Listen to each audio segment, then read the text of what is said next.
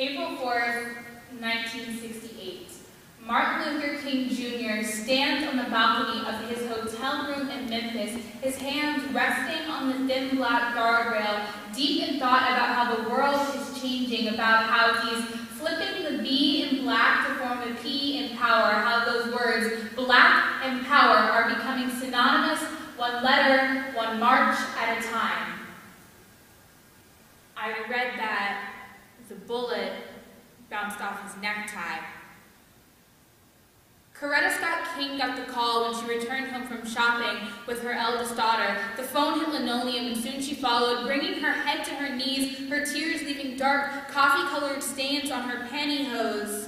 Coretta Scott King lost her king April 4th, the humid Memphis air turning the G into nothing but the last bit of sweat on Martin's brow, the N in the eye trailing behind the bullet as it burrowed its way through his jaw. The K landed like thunder as he hit the ground. Coretta Scott was on the ground. Scott was on the ground. April 4th, 2015, Scott was on the ground. You, Walter Scott, were on the ground.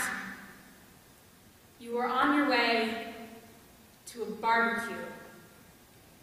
They stopped you for a broken taillight, which you feared the uncovering of the past of your warranted arrest, and beneath that, a hazy black and white collection of 1960s police brutality.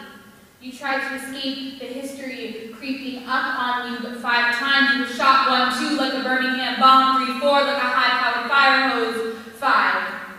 And you hit the ground. Scott was on the ground. Your life slipping into the dirt behind a pawn shop. The W in Walter flipped upside down for the M in murder. Murder, which starts with M. That cowboy's name started with M too. There are 2 consecutive M's in the word immortalized. You are immortalized, dipped in honey gold. You are a symbol. Even face down on the ground, you stand for everything Dr. King stood for.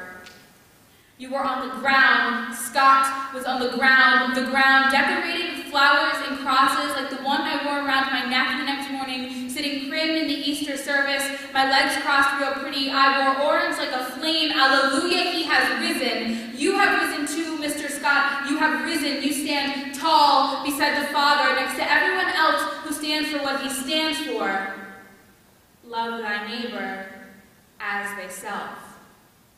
You stand tall next to those who felt the same shots you did. 1 shot for Emmett Till, who flirted with a white girl. 2 shots for Henry D. and Charles Moore, whose bodies floated down the river to the tune of We Shall Overcome. 3 shots for James Chaney, Andrew Goodman, and Michael Schwerner, who died, free men kissing Klan captivity. 4 for Addie Mae Collins, Denise McNair, Carol Robertson, and Cynthia Wesley, who simply sat in church, Birmingham sun shining through stained glass, crosses around their necks, my neck, like the ones on the ground when you were shot April 4th, 2015. 5th shot for Lincoln, 5th shot for JFK, 5th shot for Medgar Evers, 5th shot for Dr. King. They all hit the ground. So many have hit the ground. When will they ascend to a place where their names are printed in gold, their stories memorialized in marble, a history only our grandmothers had seen?